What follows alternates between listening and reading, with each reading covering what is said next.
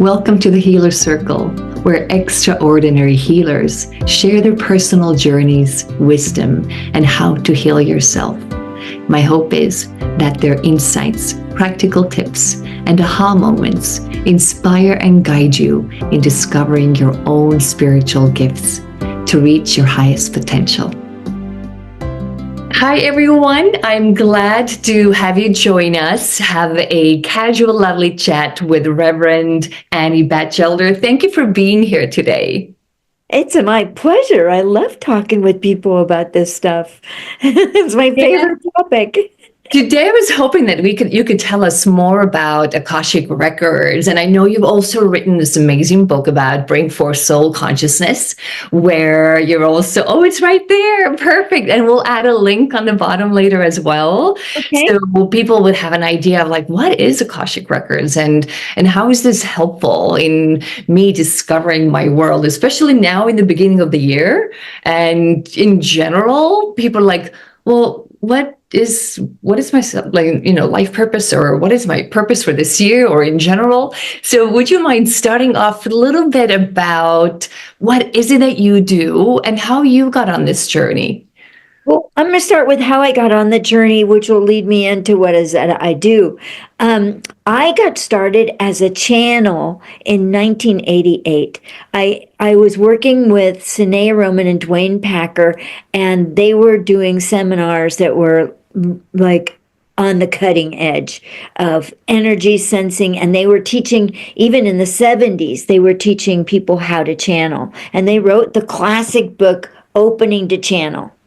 They sent me a letter about joining this class called Awakening Your Light Body. And I was just vibrating. This is way before email, so I got a letter in the mail, vibrating with this letter. And I'm like, I'm going to this class. I don't care if I have to rack my credit cards or what. I'm going. And then I read on, and it's like, you have to be able to channel as a prerequisite. And I was like, okay, I will learn to channel. And I got their book and I followed the directions. I don't really remember finishing the book, but we had to channel for each other in the Awakening Your Light Body class. And one of the gals said, you're really good. And I'm like, really? How would I know? I'm a total bare beginner, right? And the guide that came through for me is Anubis. And this gal said to me, she says, do you know who Anubis is? And I'm like, no. What does that mean? She says, I'll send you some information. Well, I didn't even know that Anubis is the mythical god that is involved in the embalming of people in ancient Egypt. And Anubis weighs the heart against a feather. And if the heart weighs more than the feather, you have to go back into another lifetime. Wow. If it weighs less than a feather, Anubis escorts you to the afterlife. And it was just remarkable. Channeling Anubis was like, Anubis knows stuff I don't know. Mm-hmm. And it transformed over the years into being working with people and going through each of their chakras and clearing or balancing or exploring things and seeing what needed to happen there. And I channeled with my eyes closed. So I could be channeling for 2 hours for you, but I would forget what you looked like because my eyes were closed. So fast forward to 2013, I went to a bookstore to buy some Christmas presents for my sweetheart, and these were presents I could afford at the time, and a couple of books. And so I went and I did that, do it the psychic way you find books. It's like, close your eyes, put your hand out, and the one that feels right will come with me. And it was like, yes, no, oh, not you. Yes, okay. And I go buy him, I write in the inside cover, and I wrap him up. And in January, he says, I think you'd like this one. And it was How to Read the Akashic Records by Linda Howe. I ate that book up. Here's my original copy. Oh, I It love that. tabbed and post-it noted, and there are written things on them and highlights. And I mean, I used this book, and I became a teacher, and I taught most of her classes, and I love the format of opening with a prayer, because that sets the sanctified energy. And yeah, you want Mind to? sharing for the listeners who are like, what? Records or what? Akasha. Yeah, right. Well, you want to get somewhere. What you have to do is we change our consciousness, right? And even you, I suppose, when you go to work on somebody, it's like, wow, what does this body need? What does this soul need? What does this personality need to work together more in harmony? And something goes, well, glad you asked. And you're just sort of drawn to do certain things or say certain things, right? And saying a prayer to open the Akashic Records using the person's legal name gets you into the records. And over time, I sort of went through a rebellious period. So I rebelled against trying to make myself into a mini Linda Howe. And I was like, no, I got to do things my way. And I've got my own Akashic Records prayer, and it's in my book, Bringing Forth Soul Consciousness, because it's an Akashic guide to living a fulfilled life. And so I teach people how to open their records in the book.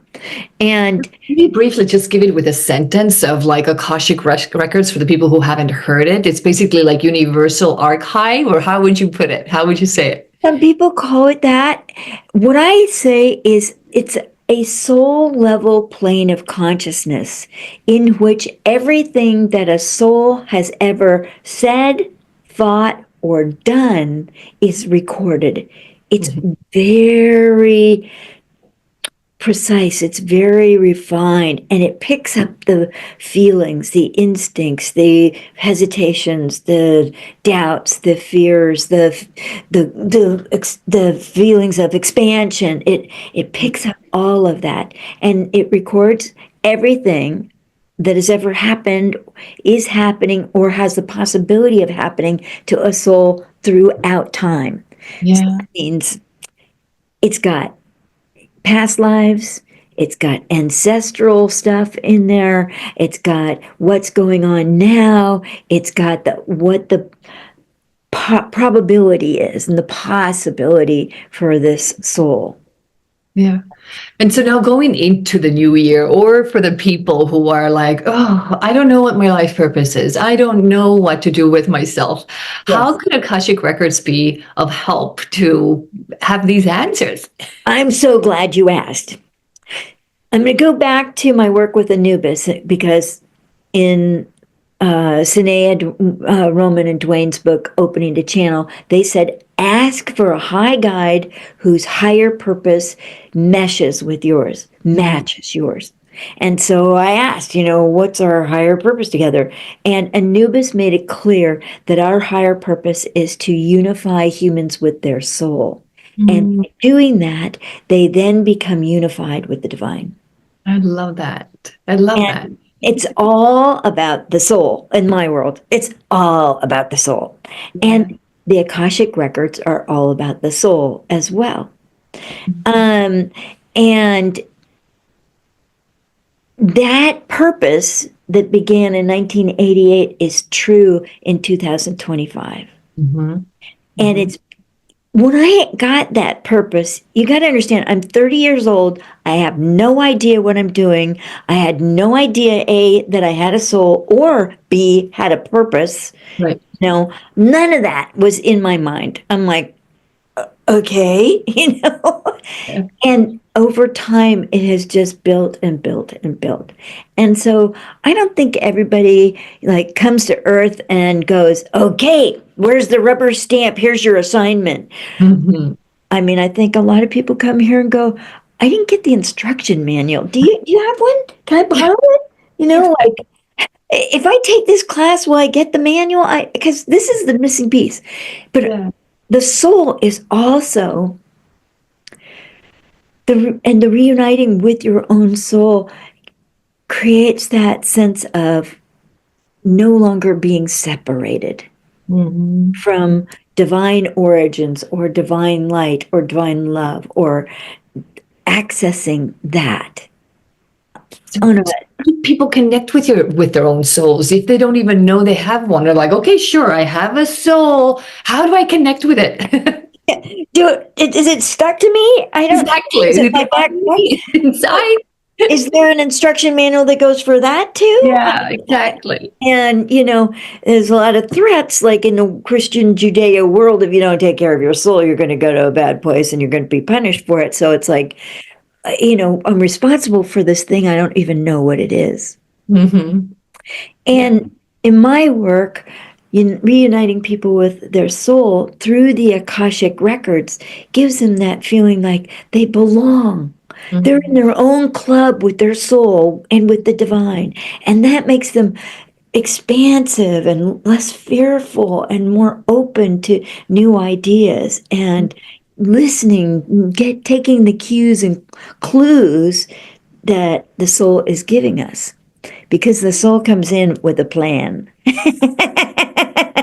And does it keep like dropping the plan or little hints on the way, or how do people notice the plan, which is like, duh, it's been all along in your face. You just haven't been looking at it. Exactly. Or you kind of look back and go, oh, there's that original step, and that led me to this, and that led me to that, and that led me to this, and that led me to where I am now. And all of these have a common theme. Yeah. And so often I'll have people ask, what is the theme in my life? Mm-hmm. And with my soul. And sometimes those are really short answers, you're a way shower, or, like simple things, which doesn't really say what you better be doing next. Mm-hmm. So I teach people how to be on a conversational level with their own soul so that they can get the story from the source. Mm-hmm. You know, Yeah. Is there a good tip you have that people who are still really new to this world, what they should do to connect with their soul, or what do you? yeah. In my world, you get involved in the Akashic Records, Mm-hmm. because that's what the records are for. It is a massive, vast informational library, and it's very energetic. In fact, the Akashic Records are spiritual, not psychic. So you don't have to have a lot of well-developed skills to work effectively in the Akashic Records. And that's why I think it's a good idea to start with a prayer and close with a prayer at the end, because then you have this nice, safe context to explore the unknown, right? Mm-hmm. Fish Yeah. around in a new pond, like really get a different perspective. And the prayer really does change one's consciousness. Mm-hmm. And there's a blueprint for the soul, and it's consistent throughout lifetimes. There is a main blueprint. There are, well, she chooses that side road, she's going to get this. But if she chooses that side road and goes over that mountain, she's going to get that. But at the end, it will all result in the same thing. Yeah. In your own journey to where you are now, do you have few kind of like aha moments? It's like, oh my goodness, seriously, I had no clue. Like something that you think is like, okay, I will always remember that. Well, numerous ones, numerous. I mean, I've been at this for a long time, and even before that, when I looked back, in my junior high school yearbook, people were writing, "Thank you for spending the afternoon talking to me. It really helped." And I was like, Mm-hmm. I don't know what was said, but Mm-hmm. that was me channeling. And then in Mm-hmm. high school, a couple more times, that was channeling that information, because stuff was coming through that I had no business knowing. Would you say that even, 30 years ago, 10 years ago, now you still continue to have these like, oh wow moments, or you're like, okay, you have it pretty much figured out what's going on in the spiritual world and in our human world? I'm 66 now, pretty close to 67. And so they've been happening kind of periodically since my teenage years. And, I had to discover some hard truths. I had 3 tubal pregnancies, a miscarriage, and then in my first marriage, we tried to adopt a baby. When we had an adopted, brand newborn, like for 28 days, and then the birth mother changed her mind, and I had to give this infant, this newborn back, and that was like, go ahead, just rip my heart right out, stomp on it, throw it in the trash, whatever. And that was very hard to go through. Years later, when I discovered the Akashic Records, I asked, what's the truth about me and that failed adoption? Yeah. It's a great way to start a question. What's the truth about me and fill in the blank, right? And what my guides told me was I had made an agreement to play this part in this family's life so that they could do this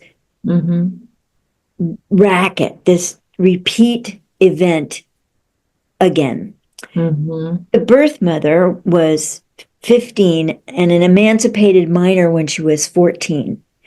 She had a big chip on her shoulder. And her mother did not raise her. Her grandmother raised her. It turns out that it was her mother who wanted the child back because she wanted a do-over. And so how does the daughter say no to the mother? Yeah. So did that bring you sense of being able to access the Akashic Records to say, hey, what happened back then? And now having that information give you like peace of mind? Yes, it was like peace in the heart, should I say? Yeah, exactly. It was like, oh, it didn't really have anything to do with me in that setting. Yeah. And I had signed up to play this, walk on, walk off part, for a couple of months. Yeah. And that was that. Yeah. And as hard as it was on me, it also pointed me, when I had to give up the baby, I remember having a talk with my God going, all right, I get it. I don't get to have a family. I'm not having a family. Well, then what do you want me to do? And then I started getting into the esoteric, the psychic sciences, into venturing in that realm and tasting books and classes and that sort of thing. So is that what you would suggest to the people who are just starting their paths, kind of like just testing, see what comes your way and feel out which book works for you? What do you suggest? Yes. And it's a marvelous opportunity to be aware of your BS meter. Like if you pick up a book and go, malarkey, put it down. It's not for you. That's not the door opener you're looking for. If you meet a teacher and they present something that's like, wow, I can feel myself responding to this. It's like cellular, right? Yes. Then you're probably on the right track. And you don't have to marry a method. Yeah. You get to explore, you get to shift gears and try different things. Yeah. And I've noticed with myself as well, like often I hear someone talk about something very new and I'm like, I don't maybe even understand it, but it feels true. It feels true to me. And then I'll find it, I'll figure it out, and I understand it with time, but it kind of feels true, like something about it, right? Right. Yeah. It hits the right vibration. It has the ring of truth to it, right? Like, I might not get it right now. I don't understand it maybe completely, but there's something good about it or something right about it. And understanding to me is like a mental thing. That's when my mind says, well, I have it worked out. 2 + 2 is 4. And if you have 4 and 4, you get 8. And then, but that's inner self, that true me in there, in my soul. And when it goes, oh, that one. Then you're on the right track. And it's a great opportunity to develop discernment, especially in this field. Yeah. If you ask me, there are some people who take people for a financial ride, and they're not very responsible, or they've gotten off the track and they're going for the money and the power, the fame, something like that, Mm-hmm. And it doesn't mean the whole field gets flushed down the toilet, right? Yeah, that's it right. Means not that one.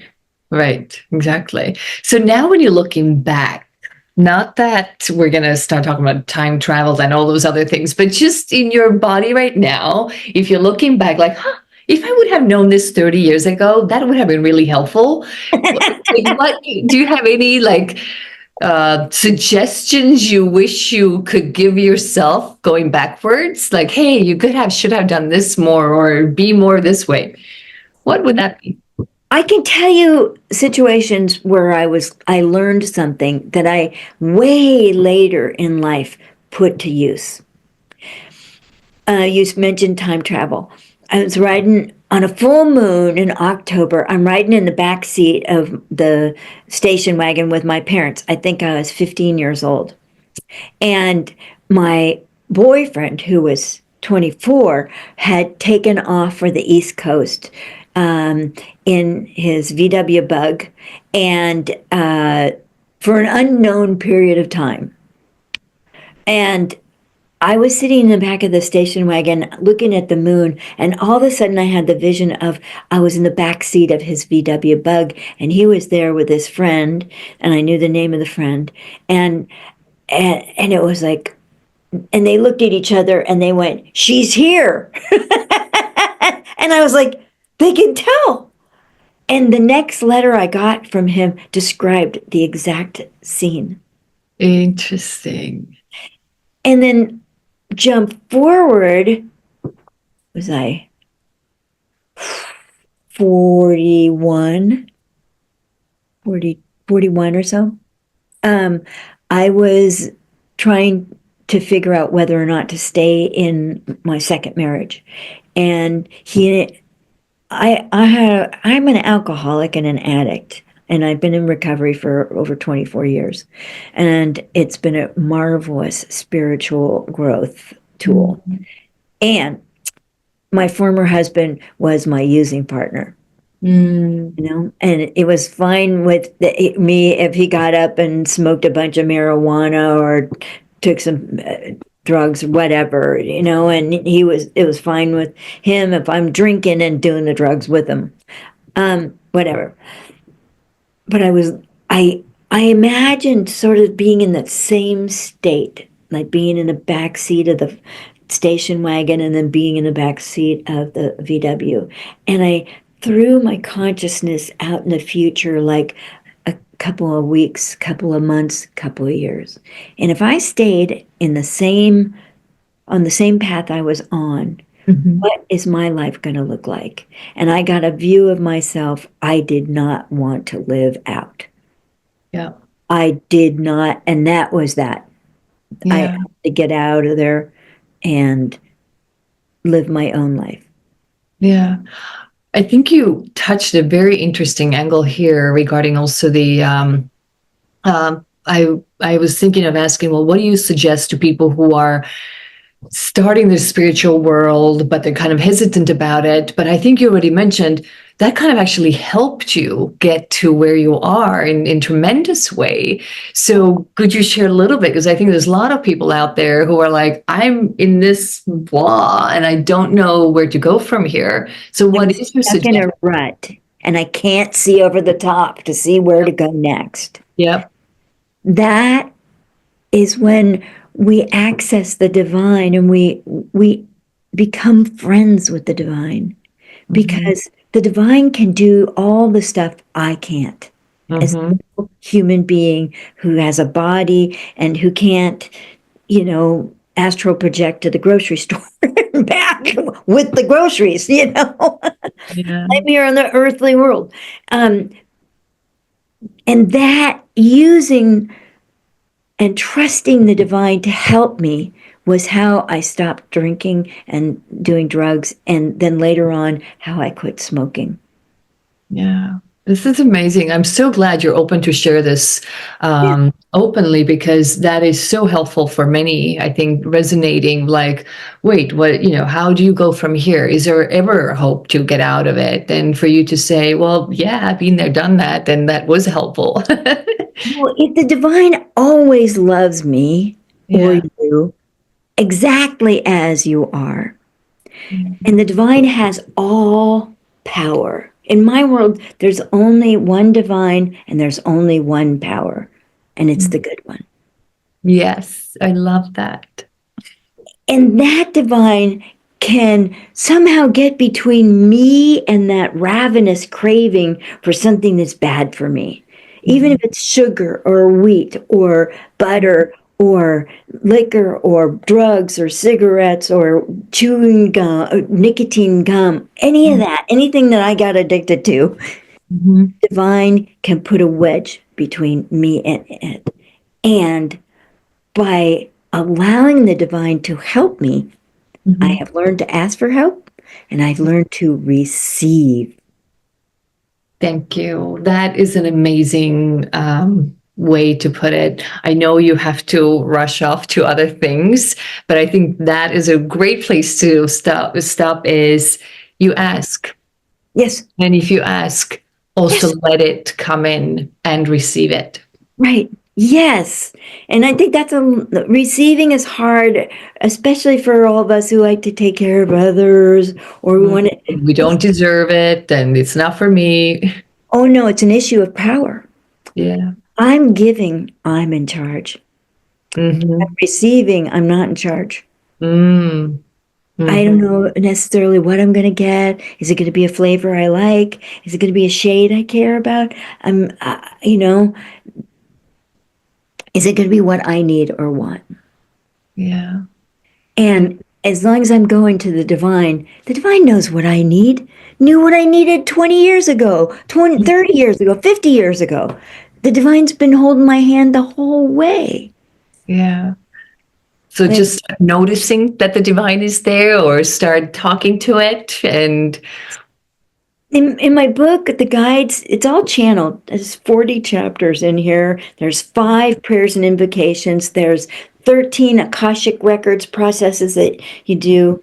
And it teaches you how to work in the Akashic Records and use questions as like can openers to information. You can get this on Amazon. You can get it as an audiobook. You can get it in as a Kindle. You can order a signed, like this one has an autographed copy sticker on it, and I write inside. I channel messages on the inside cover for. fantastic. So we'll put a link here so people can easily find your book on Amazon, wherever. And can also people have sessions with you, be it remote or in person? Please, please. And you know what? This is a really good time. I'm doing a flash sale on sessions till the midnight, January 31st. Fantastic. And my normal rate is 204 for about an hour long. I tend to go over a little bit, but try to keep it to an hour. But it's more about like finding that place where the reading comes to a natural ending spot. Yes. And so instead of paying 204, it's 158. So you're going to save $56. That's a pretty good savings. That's almost 25%. So you can get that on my website, anniechannels.com. Perfect. Again, we'll put everything there for easy access underneath the link. But I really appreciate you taking the time to meet with me. And I hope that maybe in the future we can dive into deeper depths of all these different subjects that are out there that you could share with us.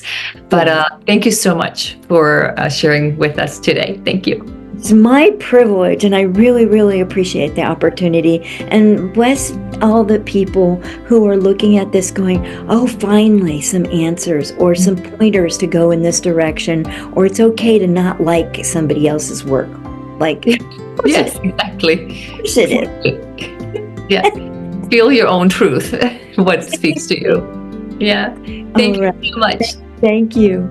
Thank you for joining us on this Healer Circle journey.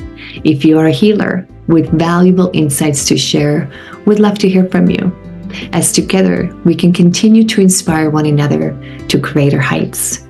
Till we meet again, I'm sending you love, light, and gratitude.